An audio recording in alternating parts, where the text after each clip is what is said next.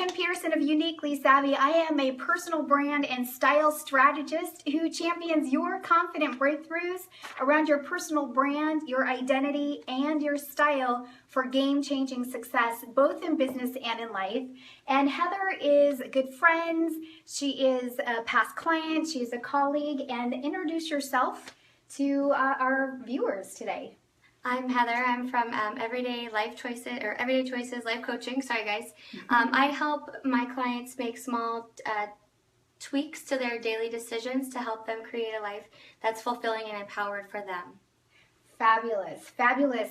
And I want you to know that Heather Young is the inspiration behind this limited thinking, this limiting beliefs, Facebook Live Part 2, because it was about 3 weeks ago, I think about this time, that I did a Facebook Live about limiting beliefs, and you know, there was a lot of interaction there, and I put it out there. I said, hey, if you have questions around limiting beliefs that you're struggling with, or, you know, that you want to walk through some things, you know, let me know.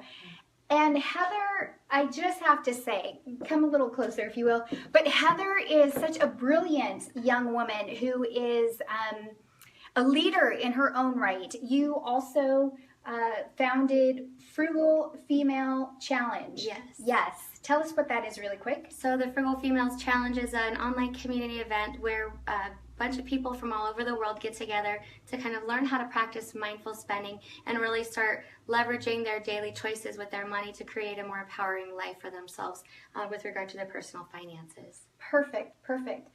And I'm telling you all about Heather because it's going to be relevant to what she highly educated. Tell us a little bit about that. You have your master's now, right? I do. I have a master's in community development, and I have a PMP. I work with groups and communities, like community organizing and activism, really to help people find ways to leverage their resources in their communities to create positions of power or create empowering decisions. Perfect. So what we want you to know, hey Jared, good to see you. What I want you to know is that limiting beliefs can affect and impact everyone. It does not matter your age, your socioeconomic background, your status, and a limiting belief is a belief that one holds or one has in their mind anyway that keeps them from achieving their potential, their level of success. It keeps them from moving into action, and sometimes, if you know this to be true, it is immobilizing. And the reason why it's so important to really challenge your limiting beliefs is because if we don't, then we are sabotaging our own, not only our own success, but our own purpose. I really believe that each and every one of us was born with a unique purpose, and when we get our negative thoughts and our limited thinking in our way, we cannot do that.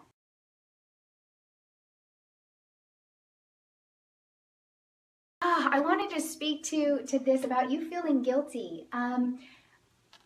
I think it's safe to say that leaders don't have all the answers. Is that right? I mean, leaders out there, give us a thumbs up. Give us a heart. It is so true. Leaders don't have all the answers. And so that you would feel guilty, that's weighty. But I also know that you came back to the word gracious. Last year when Heather and I did our mind mapping session, gracious was a word that you wanted to behold. Yes. So tell us really quickly how you applied that as well, just to not needing to have all the answers. In this situation or in general? Just in general, and with leadership, because as a leader, you're fooling yourself. I'm just going to be honest here. You're fooling yourself if you think that you have all the answers and that you need to have all the answers. Well, I think that leadership is kind of two sides, right? Because you don't have all the answers. You are just a person. But I mean, in our very political kind of environment right now, we look to our leaders to be right. And yes, leaders are just people. And yes, they are people that have a good method and are transparent about the decisions and the choices that they make. and they inspire others to kind of harness that power from within. And the idea of grace really, it was transformative for me because I had a really tough time being guilty, always hard on myself. And you can see I still have to practice this often because guilt came up again for me. And there's, I guess, some more work that I would like to do in terms of that trigger. But being gracious with myself, okay, I don't have to have this all right now. Or, learning it's okay to say, hey, that's a great question. Let me figure this out with you. Or being gracious with others. If, I thought the bar should be here and they were coming up, in their own place and it wasn't even a bar for them, it was a circle. Right. In terms of just letting things just kind of fall where they may and having a little more trust that I didn't have to be the one that was driving everything. Mm-hmm. So it took a while for that new kind of mentality, new as in I've only been really practicing it for a little over a year now, but it took a while for that kind of to kick in because all the underlying things that had just come up about my life, about positions where I felt very disempowered, about poverty mindset or victim mindset. In my case, I had a lot of that stuff that impacted me as a young adult or as a child, and so a lot of that stuff had come up, and it took a while for me to get out of that level one or that very basic fear-based and kind of move into that very intentional, conscious connection. Yes, conscious of grace and just okay, I can connect to this value that I have and try to navigate through this situation with this new lens. I didn't have to be in this lower level, but this fear was causing me. Can I borrow that for a moment? Yes. So when Heather is talking about getting back into conscious connection with her values and her mindset and her truth, right? When we're in a fight or flight situation, it's natural that we are experiencing fear and maybe anxiety and maybe some doubt. Mm-hmm. But I say this, remember in the dark what you learned to be true in the light. Remember in the dark what you learned to be true in the light. And that is, I don't know if you can see this, but this is the importance of this compass. This is a compass that helps you with your mind mapping, because then this compass becomes your guide. Right? And so in the fear and in the anxiety, this is a great way to get consciously reconnected, is to look back at, oh, yes, this is the truth of me. This is the truth of the situation. These are my values, and adjust that mindset. Make sense? Mm-hmm. For me, I'd love to share just one more thing that you brought up, a good point, just with our, political atmosphere right now. And just in general, as you're talking about leadership, you said, but we look to our leaders to be right.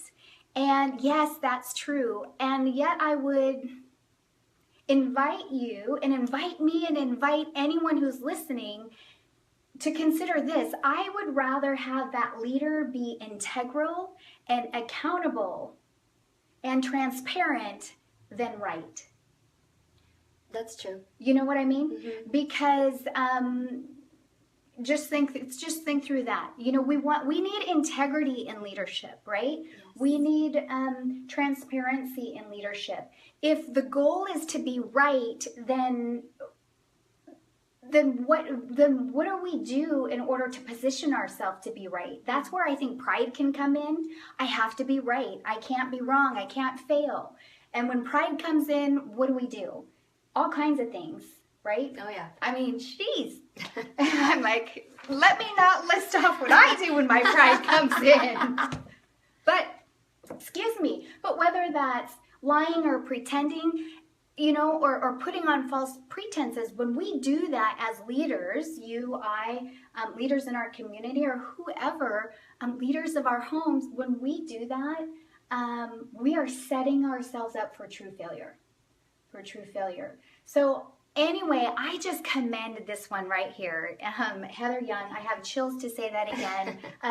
You just celebrated your 31st birthday. Yes. I can say that because she's still young. But look at the wisdom of this young 31-year-old leader. I commend you for showing up, for being so bold. I know I learned a lot from this. We hope that you all learned a lot from this as well. Much. Thank you for your time, Kim. It's always such a pleasure to work with you and spend time with you. Oh, good. Thank you. I look forward to more. Let's hug it out. Hug it out. Thanks, All right, everyone. everybody. Again, it's Kim Peterson of Uniquely Savvy, championing your confident breakthroughs around your personal brand, your identity, and your style for game-changing success. Bye for now.